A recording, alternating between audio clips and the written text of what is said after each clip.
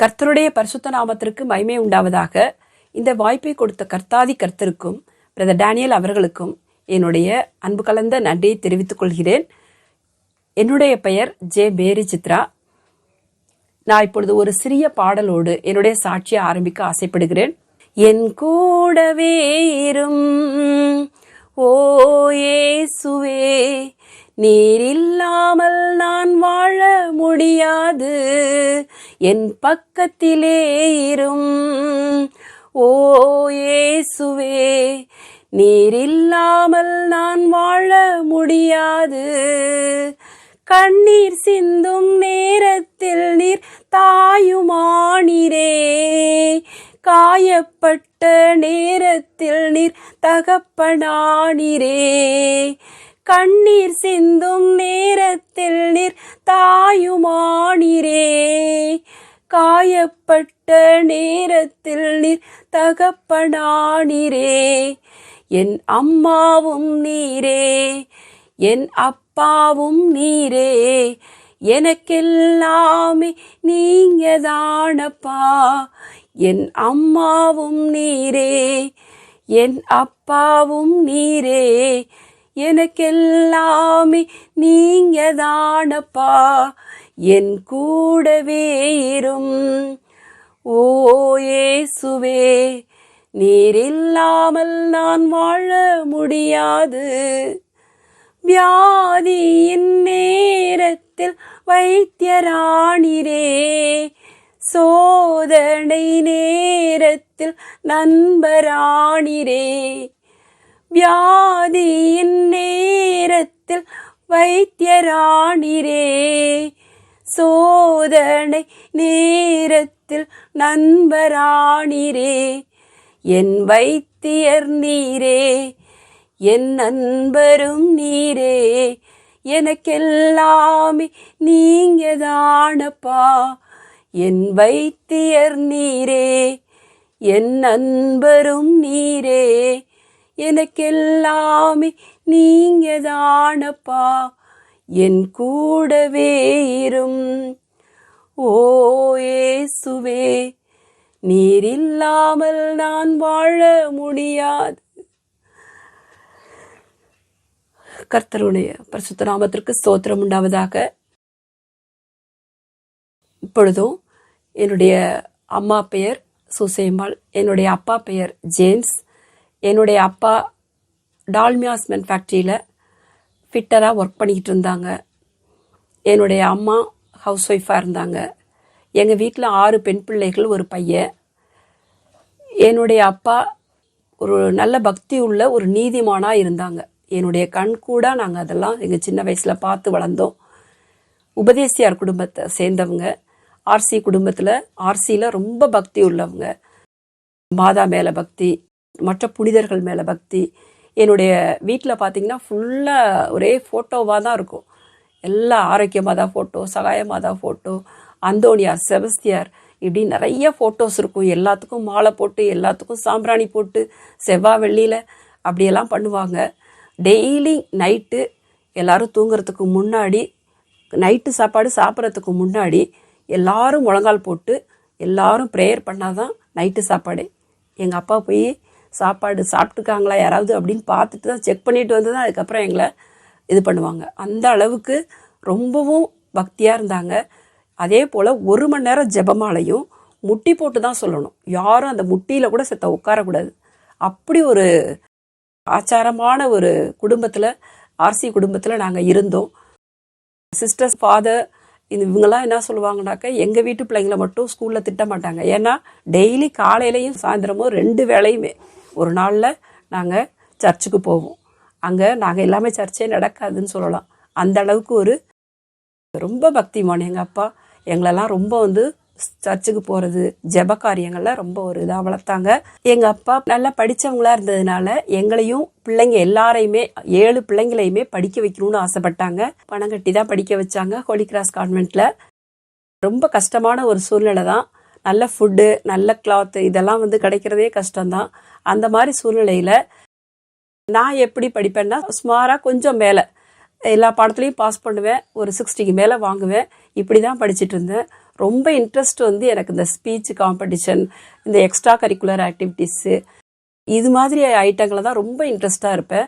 எங்கள் வீட்டுக்கு அடிக்கடி இந்த ஊழியக்காரங்களாம் வந்து ட்ராக்ஸ் கொடுக்க வருவாங்க. எங்கள் அப்பா அவங்களெல்லாம் துரத்தி விடுவாங்க. என்னைய வந்து துரத்தி விட சொல்லி என்னைய வந்து அனுப்புவாங்க.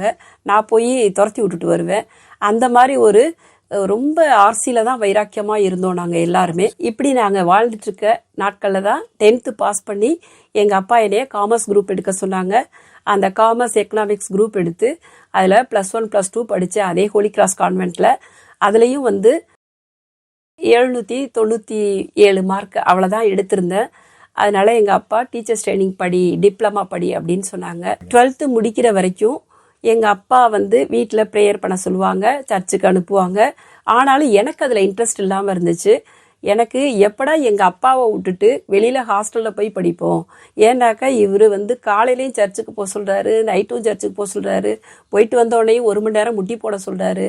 அதனால எங்களுக்கு வந்து இது பிடிக்காம எங்கள் வீட்டில் எல்லாருமே கஷ்டப்பட்டுக்கிட்டு இருந்தோம். அப்போ எனக்கு ரொம்ப பிடிக்காமல் இருந்துச்சு. இது மாதிரி ஹாஸ்டலுக்கு என்கிட்ட அனுப்பிச்சி விட்டா நல்லா இருக்குமேன்னு நினச்சப்ப தான் எங்கள் அப்பா என்னை டிப்ளமா டீச்சர்ஸ் ட்ரைனிங் போய் படிக்க சொல்லி திண்டுக்கல் அனுப்பிச்சாங்க. அந்த இடத்துல போனோன்னே யாருமே எனக்கு சொல்லலை. ஆனால் வீட்டில் வந்து 1 மணி நேரம் முட்டி போட்டிருக்கிறதுனால அந்த டீச்சர்ஸ் ட்ரைனிங்கில் பிள்ளைங்களுக்கு நைட்டில், அதுவும் ஒரு கான்வென்ட்டு, நைட்டில் மாதா கெபிக்கு முன்னாடி முட்டி போட சொல்லுவாங்க. போட சொன்னாக்க எல்லா பிள்ளைங்களுமே 1 நிமிஷம் 2 நிமிஷம் போட்டால் கூட உட்காந்துருங்க. ஆனால் 1 மணி நேரம் நான் அசால்ட்டாக முட்டி போட்டிருப்பேன். ஏன்னு கேட்டாக்கா எங்கள் வீட்டில் அப்படி பழக்கி விட்டுட்டாங்க. அந்த மாதிரி நான் போட்டுட்டு இருந்தேன். அப்போது நல்லா ஜெபிக்கிறதுல அப்போ தான் எங்கள் அப்பாவுடைய ப்ரெசன்ஸ் இல்லாமல் அந்த இடத்துல நான் நல்லா வந்து ஜெபிக்க ஆரம்பித்தேன். கொஞ்சம் கொஞ்சமாக அந்த பக்தியிலையும் கொஞ்சம் கொஞ்சம் வளர ஆரம்பித்தேன். ஆனால் மாதா மேலே தான் பக்தி. எனக்கு வந்து பைபிள் தெரியாது, எங்கள் வீட்டில் பைபிளும் இல்லை. ஒரே ஒரு கிழிஞ்ச பைபிள் கிடந்துச்சு. ஆனாக்கா அதை நாங்கள் படித்தது கிடையாது. அப்போது தான் டீச்சர்ஸ் ட்ரைனிங் முடித்தோடனே ரிசல்ட் வந்த உடனே ஒரே மாதத்தில் எனக்கு வேலை கிடச்சிச்சு ஒரு கான்வென்ட்டில். எதனால கிடச்சிச்சுனாக்க, ஒரு சிஸ்டருக்கு வந்து நான் கவிதையிலே எழுதி போட்டிருந்தேன் ஒரு லெட்டர். அவங்க அதை படிச்சுட்டு எத்தனையோ அப்ளிகேஷன் வச்சுருக்கோம், ஆனாக்கா இந்த பொண்ணை கூப்பிட்டு கொடுக்கணும் அப்படின்ட்டு ஒரு எண்ணம் தோணுது அப்படின்னு சொல்லிட்டு அவங்க அசிஸ்டண்ட்டுக்கிட்ட சொல்லி, ப்ரொவின்சியலேட்டில் இருக்க அந்த ஹெட் ஆஃப் த டிபார்ட்மெண்ட்டு அவங்க அசிஸ்டண்ட்டுக்கிட்ட சொல்லி என்னை வர சொல்லியிருந்தாங்க. போனப்போ நல்லா கவிதையெல்லாம் நல்லா எழுதுறியே, நீ வந்து கான்வென்ட்டில், எங்கள் கான்வென்ட்டில் ஒரு 1 இயர் போஸ்டிங் இருக்குது, நீ போறியான்னு கேட்டாங்க. நான் உடனே சந்தோஷமாக ஹாஸ்டல் போகிறதுனால நான் அங்கே போயிட்டேன், ஹாஸ்டலுக்கு போயிட்டேன். பூண்டியில் ஒரு 1 இயர் ஒர்க் பண்ணிகிட்டு இருந்தேன். அந்த சமயத்தில் எங்கள் வீட்டில் வந்து பொண்ணு கேட்டு வந்தாங்க சிஎஸ்ஐ ஃபேமிலியிலேருந்து. எங்கள் அப்பா வந்து நல்ல ஃபேமிலியாக இருக்குது, நல்ல பையனாக இருக்கார், அவரும் கவர்மெண்ட் ஜாபில் இருக்கார், அதனால் சரி அப்படின்னு சொல்லிட்டாங்க.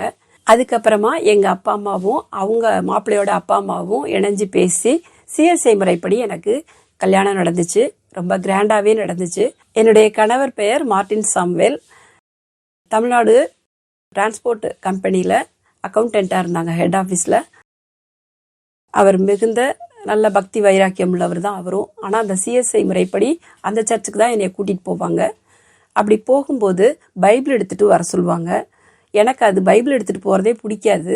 ஏன்னா ஆர்சியில் வந்து நம்ம பைபிள்லாம் எடுத்துக்கிட்டு போகிறதில்ல அந்த காலத்தில். அப்போது எங்கள் மாமியார் சொல்லுவாங்க, உனக்கு ஒன்றுமே தெரில, பைபிள் எடுத்துகிட்டு போகிறதுல உனக்கு என்ன கஷ்டம், நீங்களாம் குருட்டு ரோமான் அப்படின்னு சொல்லி திட்டுவாங்க. அப்போ எனக்கு கோபமாக வரும். இவங்க இப்படி சொல்கிறதுக்காகவே நம்ம படிக்கக்கூடாது அப்படின்னு நினைப்பேன். பைபிள் படிக்கவும் பிடிக்காது, பைபிள் எடுத்துகிட்டு போகிறதுக்கும் பிடிக்காது. அது மாதிரி நேரத்தில் தான் எனக்கு கவர்மெண்ட் போஸ்டிங் எனக்கு கிடச்சிருச்சு. என்னுடைய கணவருக்கும் கவர்மெண்ட் போஸ்டிங். 2 பேருமே நல்லா இருந்தோம், எந்த கஷ்டமும் இல்லை. ஆனால் 3 வருடங்கள் குழந்தை இல்லாமல் இருந்துச்சு. அந்த குழந்தை இல்லாமல் இருக்கும்போது தான் முதலாக ஹாஸ்பிட்டலுக்கு போகும்போது யூட்ரஸ் வீக்கு, உங்களுக்கு குழந்தை பிறக்கிறது கஷ்டம்ட்டாங்க. அந்த சமயத்தில் எல்லா டாக்டர்ஸ்டையும் போயிட்டு வந்தாச்சு. எல்லாருமே சொல்கிறாங்க யூட்ரஸ் வீக்கு, நீங்கள் வந்து டேப்லெட் எடுக்கணும் அப்படி இப்படின்னு சொல்லிட்டு இருந்தாங்க. அப்போது எனக்கு என்ன செய்யறதுனே தெரியல. அப்போது ஒரு ஊழியக்காரர் எங்கள் வீட்டுக்கு முன்னாடி வந்தார். வந்துட்டு ஏதோ ஊழியம் செஞ்சுட்டு வந்துட்டு இருந்தவர், தண்ணி தாகமாக இருக்குது அப்படின்னு சொல்லிட்டு தண்ணி கேட்டார். நான் தண்ணி எடுத்துகிட்டு வந்து கொடுத்துட்டு அவர்கிட்ட சொன்னேன், எனக்காக ஜெபம் பண்ணிக்கங்க அப்படின்னு. அவர் தண்ணியை குடிச்சிட்டு, ஜெபம் வேணும்னாக்க நீங்கள் எங்கள் சர்ச்சுக்கு வாங்க அப்படின்னு சொன்னார். அவர் ஒரு ஒயிட் அண்ட் ஒயிட் போட்டு ஒரு பெண்டிகாஸ்ட் பாஸ்ட்டு டேக்ஸ் கொடுத்துட்டு வந்துட்டுருக்காரு. அவர் சொன்னார், எங்கள் சர்ச்சுக்கு வாங்க, நான் உங்களுக்கு ப்ரேயர் பண்ணுறேன் அப்படின்னாரு. பாருங்கள் பிரியமானவர்களே, எந்த ட்ராக்ஸ் கொடுக்குறவங்கள நான் துரத்தி அடிச்சனோ அதே ட்ராக்ஸ் கொடுக்குறவங்க எங்கள் வீட்டுக்கு வந்து தண்ணி கேட்டப்ப எனக்காக ஜெபம் பண்ணுங்கன்னு அவங்க காலில் விழுகிற நிலைமை ஆண்டவர் எனக்கு உண்டாக்கி கொடுத்தார். அவர் ஜெபம் பண்ணணுன்னாக்க நீங்கள் எங்கள் சர்ச்சுக்கு வாங்க அப்படின்னு சொல்லிட்டு போயிட்டார். அந்த வாரம் சனி ஞாயிறில் எங்கள் மாமியாரும் எங்கள் வீட்டுக்காரரும் ஊருக்கு போனாங்க, திண்டுக்கல் போனாங்க. நான் வந்து திருச்சியில் இருக்கேன். இப்போ இங்கே நான் இருக்கிற பக்கத்தில் இருக்க சர்ச்சுக்கு போகலாம் அப்படின்னு பார்த்தாக்க எந்த சர்ச்சுக்கும் போக பிடிக்கல எனக்கு. ஆர்சிக்கு போகிறதா, சிஎஸ்ஐக்கு போகிறதா, ஒரு கண்டிஷன் பேரில் தான் நான் சிஎஸ்ஐக்கு போனேன். அதுவும் பைபிள் எடுக்க சொன்னால் பைபிளே எடுக்க மாட்டேன். எனக்கு அது ஒரு அவமானமாக இருக்க மாதிரி இருக்கும். ஆனால் அந்த பாஸ்டர் வந்து சொன்னதுனால சரி, நம்மளுக்கு 3 வருஷமாக நம்மளும் குழந்தை இல்லாமல் இருக்கோம், அவர் வந்து ஜெபம் பண்ணிட்டு போக சொல்லியிருக்காரு, சரி நம்ம அங்கே போகலாம் அப்படின்னு சொல்லிட்டு இவங்க 2 பேரும் தான் ஊருக்கு போயிட்டாங்களே, நம்ம தனியாக இருக்கமே அப்படின்னு பக்கத்தில் இருக்க அந்த சர்ச்சுக்கு போனேன். அந்த சர்ச்சுக்கு போகும்போது அவர் கண்ணீரோட ஜெபம் பண்ணிட்டு இருந்தார். இயேசுவை மீண்டும் மீண்டும் சிலுவையில் அறையாதீங்க சகோதரி அப்படின்னு கண்ணீரோட ஜெபம் பண்ணிட்டு இருக்காரு. அப்போ நான் போய் அப்படியே பின்னாடி நின்றுட்டு இருந்தேன். எல்லாம் முடிச்சதுக்கு அப்புறமேலுக்கு இப்போ ஜெபம் பண்ணுங்க அப்படின்னு சொன்னேன். உடனே அவங்க ஜெபம் பண்ணார். ஜெபம் பண்ணிட்டு எனக்கு அவங்க சர்ச்சுக்கு வந்ததுக்காக ஒரு gift மாதிரி ஒரு கேசட் கொடுத்தாரு. அது வந்து யாருடைய கேசட்னா, மதுரையில் துதிசங்கர் அவருடைய கேசட். அந்த கேசட்டை கொண்டு வந்து வீட்டில் போட்டு பார்த்தேன். அன்னைக்கு ஃப்ரீயாக தனியாக இருந்தது, எனக்கு ஒரு சந்தோஷம். போட்டு பார்க்கலாம், என்ன தான் சொல்கிறாங்கன்னு பார்க்கலாமே அப்படின்னு சொல்லிட்டு. ஏன்னா எங்கள் மாமியார் எப்போ பார்த்தாலும் பைபிள் படிம்பாங்க. சரி, நம்மளுக்கு பிடிக்கல, இந்த கேசட்டில் என்ன சொல்லுதுன்னு பார்க்கலாம் அப்படின்னு சொல்லிட்டு கேசட்டை போட்டு பார்த்தேன். அந்த கேசட்டில் என்ன சொல்லியிருந்தாருன்னா, அவர் என்னை கனம் பண்ணுகிறவனை நானும் கனம் பண்ணுவேன், நான் பிதாவானால் என் கனம் எங்கே, நான் எஜமானானால் எனக்கு பயப்படுகிற பயம் எங்கே என்று சேனைகளின் கர்த்தர் கேட்கிறார். கனம் பண்ணுறதுனா என்னான்ட்டு அவர் அதில் ஒரு நல்ல ஒரு அர்த்தம் சொல்லியிருந்தார். என்னன்னா, நீங்கள்லாம் கிறிஸ்தவ குடும்பத்தில் பிறந்த பாக்கியம் பெற்ற சகோதரன் சகோதரி, ஒரு முறையாவது உங்கள் வாழ்க்கையில் ஒரு எழுத்து ஒரு வரி விடாமல், புரியுதோ புரியலையோ, விரும்புகிறீங்களோ இல்லையோ, ஒரு முறையாவது வார்த்தைகளை நீங்கள் ஃபுல்லாக முடிங்க. ஆதியாகமத்திலேருந்து வெளிப்படுத்தல் வரைக்கும் ஃபுல்லாக ஒரு முறை பைபிளை முடிச்சிங்கன்னா ஒரு தடவை நீங்கள் வாழ்க்கையில் அவரை கனம் பண்ணிட்டீங்க.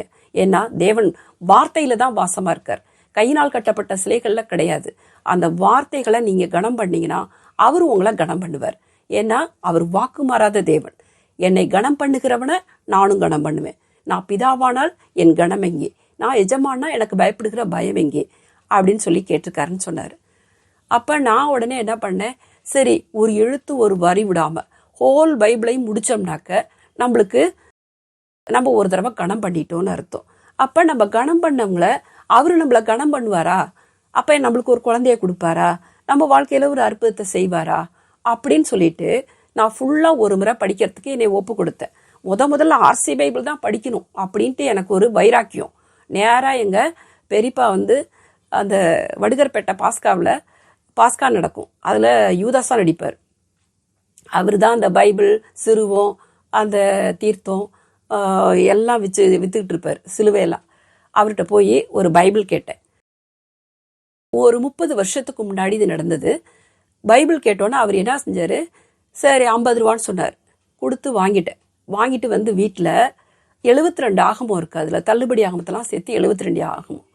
ஒரு எழுத்து ஒரு வரி விடாமல் ஹோல் பைபிளையும் முடிப்போம். அதில் ஏதாவது ஆர்கியூமெண்ட்டுக்கான வசனங்கள் வந்தால் இது வந்து பொய், உலகத்தில் இது சயின்டிஃபிக்கலாக கரெக்ட் இல்லை அப்படின்னு நம்ம சொல்லணும். அதுக்காக வேண்டி ஒவ்வொரு அதிகாரமும் ஒரு எழுத்து ஒரு வரி விடாமல் ஆதியாகமத்திலிருந்து வெளிப்படுத்தல் வரைக்கும் இதை படித்து முடிக்கிடுவோம்.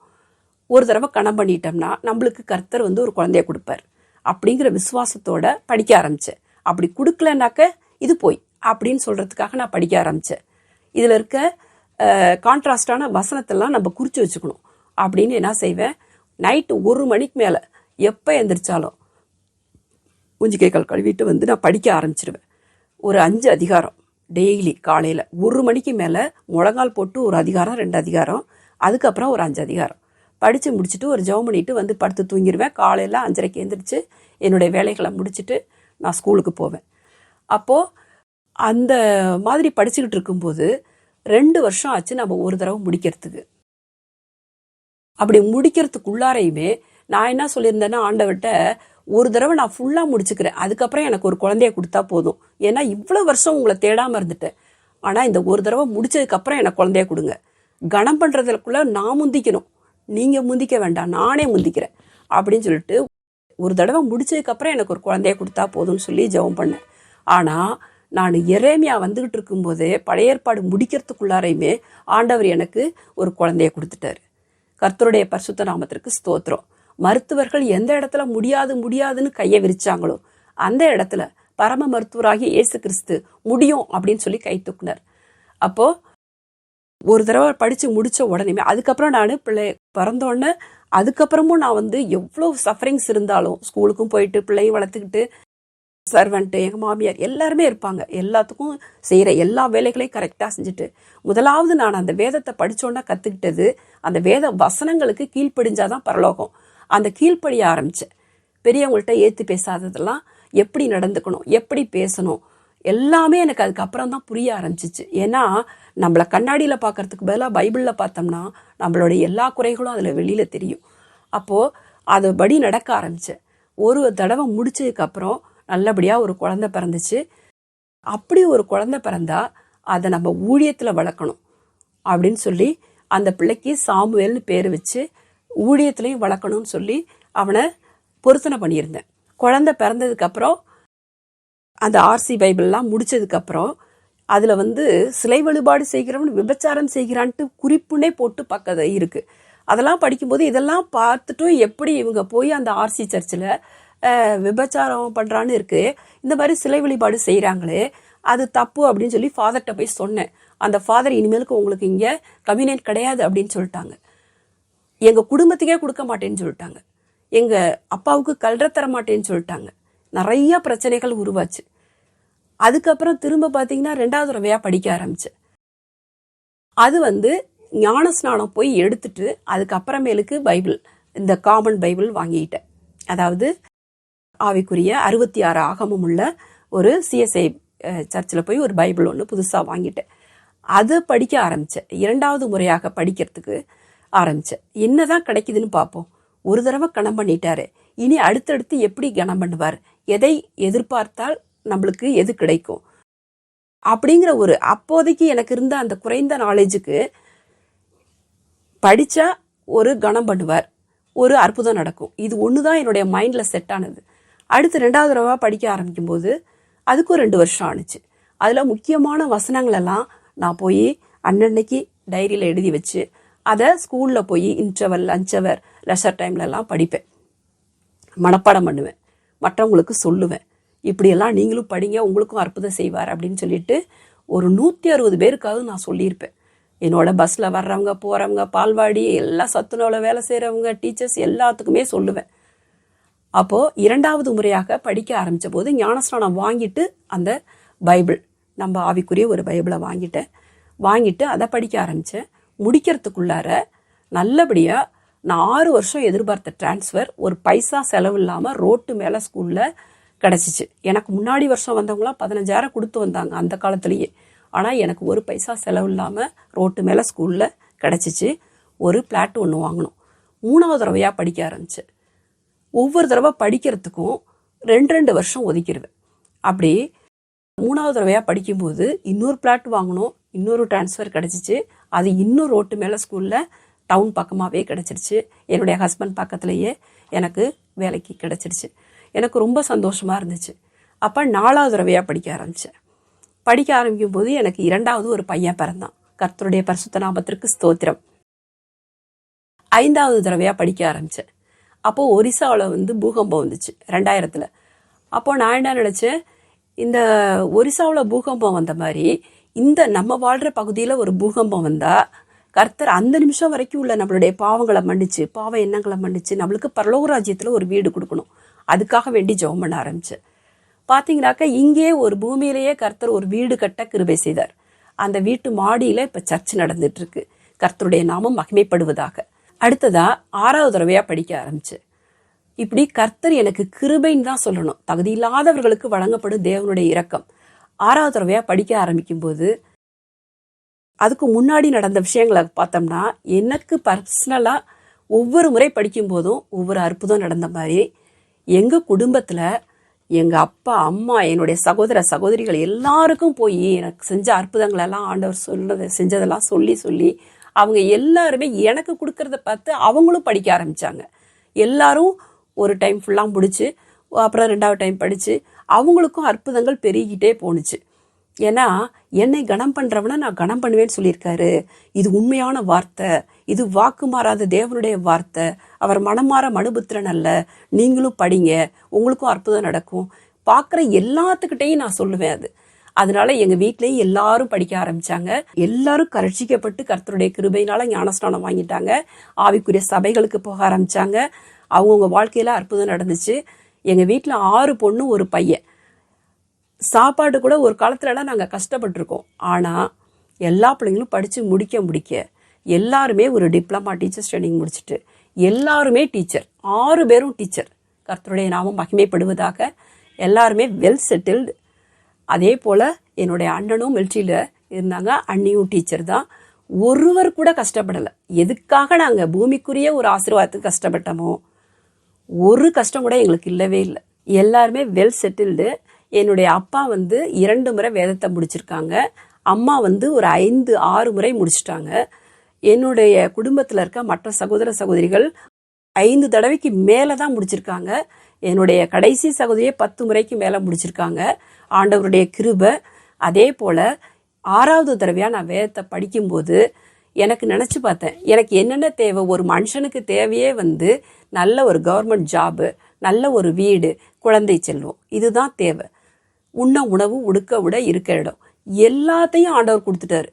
ஒரு குழந்தை கேட்டால் 2 குழந்தைய கொடுத்தாரு. ஒரு பிளாட் கேட்டால் 2 பிளாட் கொடுத்தாரு. எல்லாமே இரண்டத்தனையான ஆசீர்வாதங்களை என்னுடைய வாழ்க்கையில் கொடுத்தாரு. இப்படி இருக்கும்போது என்னுடைய குடும்பத்தில் எல்லாத்தையும் கர்த்தர் வேலியடைச்சு பாதுகாத்தார்.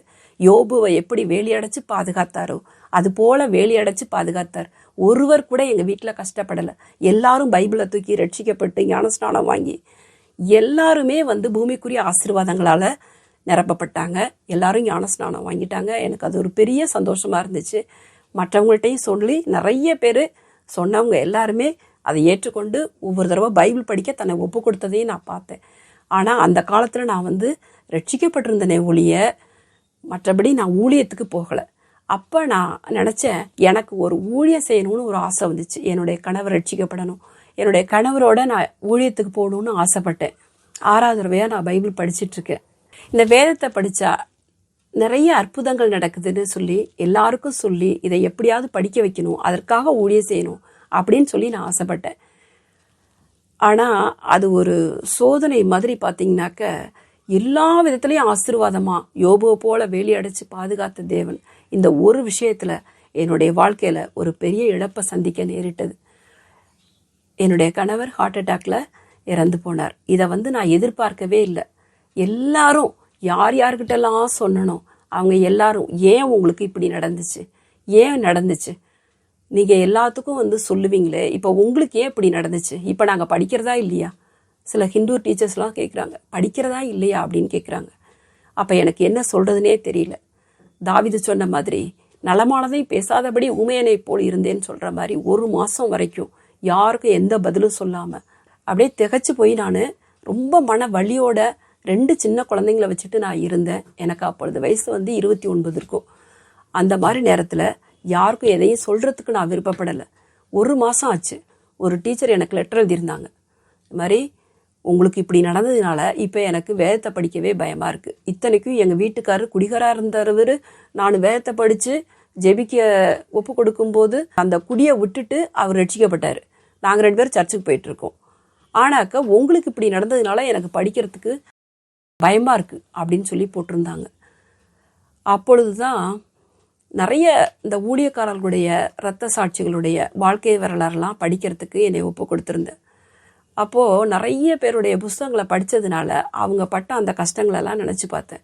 எவ்வளோ இரத்த சாட்சிகள் இந்த வேதத்தை எழுதுறதுக்காக மறிச்சிருக்காங்க, இரத்த சாட்சிகளாக மறிச்சிருக்காங்க. இந்த ஒரு விஷயத்துக்காக நம்ம எது ஒரு வார்த்தையும் நம்ம முறுமுறுக்கிற மாதிரி பேசிடக்கூடாது அப்படிங்கிற ஒரு பயத்தில் இருந்தேன். அன்னைக்கு ராத்திரி தனிமையில் ரொம்ப அழுதுட்டு இருந்தேன். ஏசப்பா, எனக்கு நேர்ந்த இந்த இதில் நான் ஏன் நடந்துச்சுன்னு கேட்கக்கூடாது, ஆனால் எப்படி நான் சொல்கிறதுங்கிறத மட்டும் எனக்கு சொல்லித்தாங்க அப்படின்னு சொல்லி கேட்டேன். அப்போது பரிசுத்த ஆவியானவர் என்னோட பேச ஆரம்பித்தார். அந்த ரொம்ப அழுகையிலையும், நீ ஏன் அழுகுற அப்படின்னு கேட்டார். நான் சொன்னேன், மாம்சமும் பலவீனம் உள்ளது அப்படின்னு போட்டிருக்குல்ல அப்படின்னு சொன்னேன். அவர் சொன்னார், ஆவியோ உற்சாகம் உள்ளதுன்னு அடுத்த வசனத்தை படிச்சுப்பார் அப்படின்னு சொன்னார். அதே போல் தாவீது கர்த்தருக்குள் தன்னை திடப்படுத்தி கொண்டான்னு இருக்குல்ல, அதையும் படிச்சுப்பார் அப்படின்னு சொல்லிட்டு எனக்கு மேலும் மேலும் ஒரு ஆறுதலான வசனங்களாக சொல்லிகிட்டே இருந்தார். அப்புறம் கொஞ்சம் நேரம் கழித்து பார்த்தீங்கன்னாக்கா பிசாசு சிரிக்கிற மாதிரி ஒரு சத்தம் கேட்டுச்சு. இனிமேலுக்கு நீ என்னத்தை போய் சொன்னாலும் யாரையும் எடுத்துக்க மாட்டாங்க, நீ எப்படி ஊழியம் செய்வ நான் பார்த்துட்றேன், நீ அதுக்கு தானே ஆசைப்பட்ட, உன்னை ஊழியம் செய்கிறத நான் பார்த்துறேன் அப்படின்னு சொல்லி எனக்கு சவால் விட்டான். அப்போ நான் ஆவியானவர்கிட்ட கேட்டேன், இவனுக்கு என்ன பதில் சொல்கிறதுன்ட்டு. அப்போ ஆவியானவர்கிட்ட கேட்கும்போது ஆவியானவர் சொன்னார், மாம்சமோ பலவீனம் உள்ளது அப்படின்ட்டு நான் சொல்கிறேன். அவர் சொல்கிறார், ஆவியோ உற்சாகம் உள்ளதுன்னு சொல்கிறார். தாவீது நெருக்கப்பட்டான் அப்படின்னு இருக்கே அப்படின்னு சொல்கிறேன். ஆண்டவர் சொல்கிறார், தாவீது கர்த்தருக்குள் தன்னை திடப்படுத்தி கொண்டான்னு இருக்கே, அந்த வாசனத்தை வாசி அப்படின்னு சொல்லி இப்படியே ஒன்று மாற்றி ஒன்று ஆவியானவர் என்னை பலப்படுத்திக்கிட்டே இருந்தார். கொஞ்ச நேரம் கழித்து பிசாசு சிரிக்கிற சத்தம். அது என்ன சொல்லுதுனாக்க, இனிமேலுக்கு நீ எப்படி ஊழியம் செய்வ, எதை சொன்னாலும் யாரும் நம்ப மாட்டாங்க, உன்னுடைய கணவரே எடுத்துக்கொண்டனே அப்படின்னு சொல்லி சொல்கிறோம். அப்போது நான் ஆவியானவர்கிட்ட கேட்டேன், இதுக்கு என்ன பதில் சொல்கிறது அப்படின்னு சொன்னப்போ, அவனை பார்த்து நீ சரி பிசாசுக்கு எதிர்த்து நில்லுங்கள்னு இருக்குல்ல அப்படின்னு சொன்னார். அப்போது நான் அவனை பார்த்து சொன்னேன், ஏ பிசாசே, இவ்வளோ நாள் நான் ஒரு குடும்பத்துக்குள்ளார இருந்து ஸ்கூலுக்கு போய்கிட்டு விடுதலையோடு நான் சொல்ல முடியாமல் இருந்தேன். இனி நூற்றுக்கணக்கான ஆயிரக்கணக்கான பேருக்கு ஆண்டவர் தான் எனக்கு இவ்வளோ நன்மைகளை கொடுத்தார், இந்த இழப்பை கொடுத்துருந்தாலும் அவர் எப்படியே என்னுடைய பிள்ளைகளை உயர்த்துவார் நீங்கள் பார்ப்பீங்கன்னு சொல்லி நான் சொல்லுவேன் அப்படின்னு சொல்லிட்டு, இனிமேல் நான் விடுதலையோட ஊழியம் செய்வேன் அப்படின்னு சொல்லிட்டு நான் சவால் விட்டேன். அந்த நிமிஷமே அவன் போயிட்டான். அதுக்கப்புறம் அவங்களுக்கு நான் லெட்டர் எழுதினேன், பதில் லெட்டர். கிறிஸ்துவின் அன்பை விட்டு என்னை பிரிப்பவன் யார்? உபத்திரவமோ மரணமோ வியாகுலமோ பட்டயமோ சத்ருவோட எந்த சக்திகளோ அவருடைய அன்புல இருந்து என்னை பிரிக்க முடியாது. அவர் என்னையே கொன்று போட்டாலும் நான் அவரிடத்தில் விசுவாசமாய் இருப்பேன். அவர் என்னை சோதித்த பின் நான் பொண்ணா விளங்குவேன் அப்படின்னு சொல்லி எழுதினேன் அவங்களுக்கு.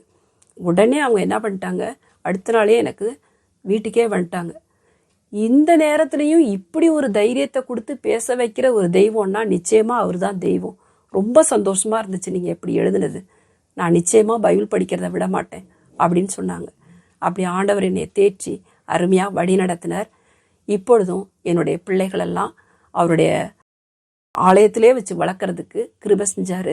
இயேசுவின் மகிமை சபை என்ற ஒரு சபையை மாடியில், எங்கள் வீட்டு மாடியில் நாங்கள் ஒரு ஷெட்டு போட்டு ஆரம்பிக்க கிருபை செய்தார். அதற்கு முன்பதாக ஒரு 7 வருடங்கள் தமிழ்நாடு காஸ்பல் டீமில் ட்ராக்ஸ் கொடுக்குற ஊழியம் தான் செஞ்சுட்டு இருந்தோம். அதுக்கு சின்ன குழந்தைங்களா இருக்கும்போதே பிள்ளைங்களை 2 பேரையும் கூட்டிகிட்டு போயிடுவேன். கிராமமாக போய் ஒரு 100க்கு மேற்பட்ட கிராமங்களுக்கு அது மாதிரி போய் ட்ராக்ஸ் கொடுக்குற ஊழியத்தில் லீவ் நாளில் போயிடுவோம். போயிட்டு என் பிள்ளைங்களோட ஊழியத்தை செஞ்சுட்டு இருந்தேன்.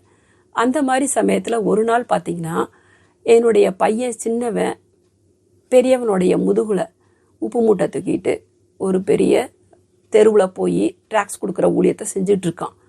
அப்போது நான் அவன்கிட்ட போய் சொன்னேன், இது மாதிரிலாம் நீ செய்கிறீல்ல ஊழியம், உனக்கு என்ன வேணுமோ ஆண்டவர்கிட்ட கேளு, உனக்கு கொடுப்பார் அப்படின்னு சொன்னேன். ஏசப்பா தான் நம்மளுக்கு அப்பா, அவர் கொடுப்பார் அப்படின்னு சொன்னேன். அதுக்கு அவன் சொன்னான், நான் பைலட் ஆகணும், நான் வெளிநாட்டுக்கு போகணும், எனக்கு ஏசப்பா கொடுப்பாரா அப்படின்னு கேட்டான். அப்போ நான் சொன்னேன், கண்டிப்பாக நீ வெளிநாட்டுக்கு போவ. ஏன்னா ஒரு பழமொழி இருக்குது. என்ன பழமொழினா, இளம் வயதில் நீ வேதத்தை சும, முதிர் வயதில் அது உன்னை சுமக்கும் அப்படின்ட்டு ஒரு பழமொழி இருக்குது. அதுபோல் இப்போ நீ சின்னவனை மேலே தூக்கி வச்சுக்கிட்டு உப்பு முட்டை தூக்கிட்டு வீடு வீடாக ட்ராக்ஸ் கொடுக்குறீல்ல, கர்த்தர் உன்னைய ஒரு காலத்தில் உங்கள் 2 பேரையுமே நல்லபடியாக உயர்த்துவார், கவலைப்படாத அப்படின்னு சொன்னேன். அப்போது அதே மாதிரி மைண்ட் செட்லேயே அவனும் இருந்தான். பிள்ளைங்களையும் ஒரு எழுத்து ஒரு வரி விடாமல் ஹோல் பைபிளை நீங்கள் முடிங்க, உங்களை கர்த்தர் சுமப்பார் பிற்காலத்தில் அப்படின்னு சொன்னேன். அதே போலயே ஒரு எழுத்து ஒரு வரி விடாமல் ஹோல் பைபிளையும் இது வரைக்கும் என்னுடைய பெரிய பையன் சாம்வேல் பென்ஹர் அவன் பேர், அவன் 7 தடவை முடிச்சிருக்கான். சின்ன பையன் 2 தடவை முடிச்சிருக்கான். அவன் படித்ததே திரும்ப திரும்ப பிடிச்சதை மட்டும் 5 தடவை 10 தடவைன்னு படிப்பான். அது மாதிரி படிச்சிருக்கான். பெரியவன் ஜெர்மனியில் ஆண்டவருடைய கிருபையில் ஒரு என்ஜினியராக பணிபுரிஞ்சிட்ருக்கான். அவங்க ஒய்ஃபும் அங்கே என்ஜினியராக இருக்காங்க. சின்னவன் கனடாவில் ஒரு சாஃப்ட்வேர் இன்ஜினியராக ஒர்க் பண்ணிக்கிட்டு இருக்கான். கர்த்தர் நம்ம என்ன எதிர்பார்த்து விசுவாசிக்கிறோமோ அதை அப்படியே நடக்க செய்வார். கர்த்தருடைய பரிசுத்த நாமத்திற்கு ஸ்தோத்திரம். அவர் என்னுடைய பிள்ளைகளையும் அப்படியே எந்த நோக்கத்தோடு அவங்க படித்தாங்களோ அந்த நோக்கத்தை நிறைவேற்றி காமிச்சிருக்கார். அவன் ஜெர்மனியில் போயும் ஒரு சர்ச்சில் சின்ன சின்ன ஊழியத்தை செஞ்சுக்கிட்டு இப்போது அங்கே பணிபுரிஞ்சிட்ருக்கான். அதே போல் சின்ன பையனையும் கர்த்தர் ஆசீர்வதிச்சிருக்கார். இப்பொழுது எங்களுடைய சபையில் கர்த்தருடைய கிருபையினால் வர்றவங்களுக்கு நல்ல ஒரு வேத விளக்க கூட்டம் நடக்குது. அதே சமயத்தில் நல்ல ஒரு சபை ஆராதனைகள் வாரம் வாரம் ஞாயிற்றுக்கிழமை நடக்குது. நல்ல ஒரு போதகர்களை என்னுடைய சகோதரனே சபையில் பாஸ்டராக இருக்கார். இன்னொரு சகோதரனை கொடுத்துருக்காரு, உடன்பிறவா தம்பி. அவரும் நல்லா வர்ஷிப் பண்ணுவார். உடன் ஊழியக்காரியாக நான் சபையில் இருக்கேன். ஆண்டவருடைய கிருபையில் அண்ணால் எப்படி அந்த சபையை விட்டு ஆலயத்தை விட்டு விலகாமல் இருந்த ஆள் இருக்கோ அதே போல் பாக்கியத்தை ஆண்டவர் எனக்கும் கொடுத்துருக்கார், என்னுடைய பிள்ளைகளுக்கும் கொடுத்துருக்கார். கர்த்தர் ரொம்ப நல்லவர் என்பதை ருசித்து பாருங்கள்னு இருக்கு. பரலோகத்துக்கு போகிற வழி ரொம்ப இடுக்கமானதுன்னு இருக்கு. அந்த பரலோகத்துக்கு போகிற வழி, அந்த இடுக்கமான வழியில் நம்ம பரிசுத்தமாக விசுவாசத்தோட நம்மளுடைய சுய பலத்தினால இல்லை, கர்த்தருடைய கிருபையினால அவருடைய கிருபையினால நம்ம வாழ்க்கையினால ஒப்பு கொடுத்து அவருக்கு ஊழியம் செய்யும்போது நிச்சயமாக நம்மளை கர்த்தர் உயர்த்துவார், நம்ம குடும்பத்தையும் ஆசீர்வாதமாக வைத்திருப்பார். இப்பொழுதும் உங்களுக்காகவும் இந்த ஊழியத்தை தாங்கி வழிநடத்தி வருகிற டேனியல் பிரதர் அவர்களுக்காகவும் நம்ம ஜெபிப்போம். அதற்கு முன்னாடி வார்த்தையை நான் சொல்லிக்கொள்ள ஆசைப்படுகிறேன். தேவனுடைய நாமம் என்பது அவருடைய வார்த்தையே என்று வேதம் சொல்கிறது. வார்த்தையில தான் தேவன் இருக்கார், கையினால் கட்டப்பட்ட சிலைகள்ல கிடையாது. ஒரு பழமொழி இருக்கு, the unread Bible is the sign of unfed soul. ஒரு வீட்டில் வாசிக்கப்படாத வேதாகமும் இருந்தா அந்த வீட்டில் போஷிக்கப்படாத ஆத்துமா இருக்குன்னு அர்த்தம்.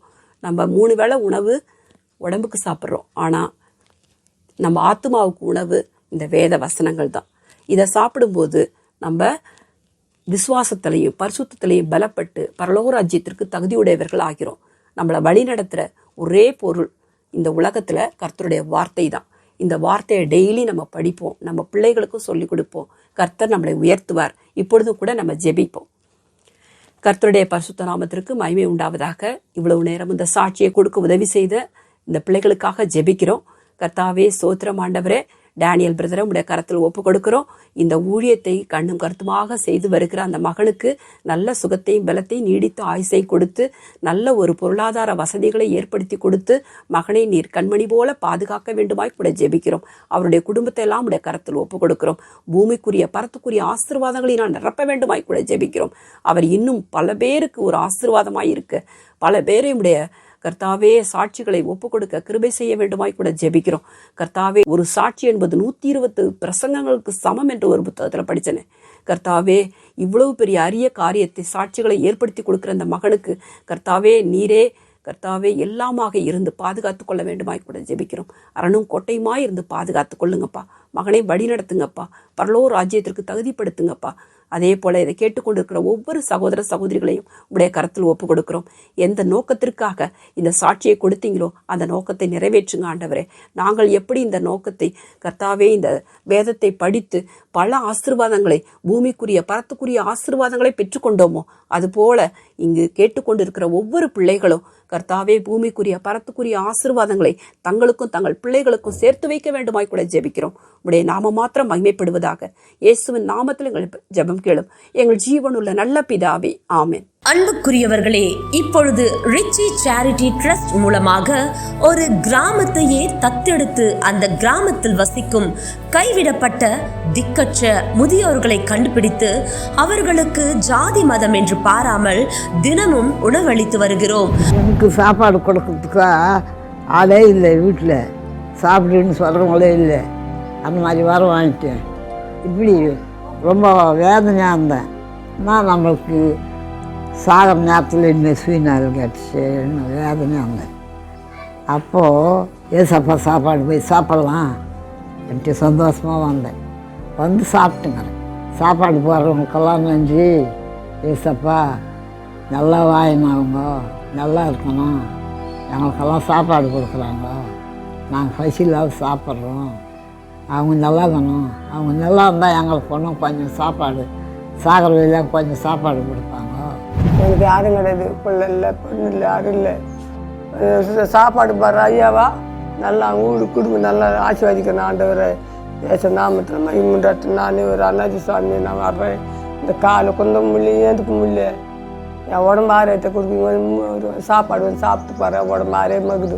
ஏசப்பா, எனக்கு இதுதான் துணை, எனக்கு யாரும் கிடையாது. இந்த சாப்பாட்டில் தான் நான் வாழ்ந்து சாப்பிட்டு போய் பார்த்துக்கிறேன். அதான் ஏசப்பா, உனக்கு நன்றி, கொடியான கொடி நன்றி ஏசப்பா. அன்பானவர்களே, வேதம் சொல்லுகிறது, இரக்கமுள்ளவர்கள் பாக்கியவான்கள், அவர்கள் இரக்கம் பெறுவார்கள் என்று. நன்மை செய்ய உனக்கு திராணி இருக்கும்போது அதை செய்யத்தக்கவர்களுக்கு செய்யாமல் இராதே என்றும் வேதம் சொல்லுகிறது. அது மட்டும் இல்லைங்க, ஏழைக்கு இறங்குகிறவன் கர்த்தருக்கு கடன் கொடுக்கிறான் என்றும் வேதம் சொல்லுகிறது. உங்களுக்கு ஒரு அன்பான வேண்டுகோள், நீங்களும் இது போன்ற அநேக கிராமங்களில் ஒருவேளை உணவு கூட இல்லாமல் முதியோர்கள் கஷ்டப்பட்டு வருகிறார்கள். இந்த கைவிடப்பட்ட முதியோர்களுக்கு உணவளிக்க விருப்பமுள்ளவர்கள் இந்த மகத்தான ஊழியத்தில் இணைந்து கொள்ள அன்புடன் அழைக்கிறோம். தொடர்புக்கு 7200713563. கர்த்தர் தாமே உங்களை ஆசீர்வதிப்பாராக. ஆமேன்.